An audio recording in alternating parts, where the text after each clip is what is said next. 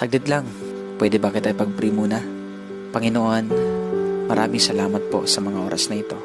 Lord God, hindi po aksidente muli na siya po ay nandito, Panginoon. Bigla niya napanood ang video na to. Lord, I pray in the name of Jesus na anuman ang gumugulo sa taong ito, Panginoon, anumang ginagawa ng kaaway sa kanyang buhay, sa pamamagitan, Lord, ng mga problema, sa pamamagitan ng mga pagsubok, mga sitwasyon na matitindi sa kanyang buhay. Dalangin ko ngayon, Panginoon, bigyan mo siya, Panginoon, o God, na lakas na nanggagaling sa iyo.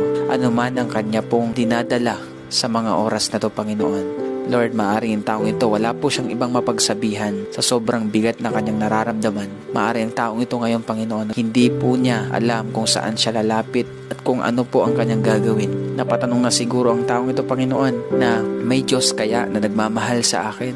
May Diyos kaya na nakakaalam ng sitwasyon ko? Pero Lord, hayaan niyo po, Panginoon, patunayan mo po sa taong ito na ikaw ay nariyan palagi. Anuman paggugulo ng kaaway sa kanya, in the name of Jesus, I rebuke it. Lord, I release peace. I release joy. I release strength. I release life. I release restoration in the mighty name of Jesus. Salamat po, Panginoon. In Jesus' name, amen and amen.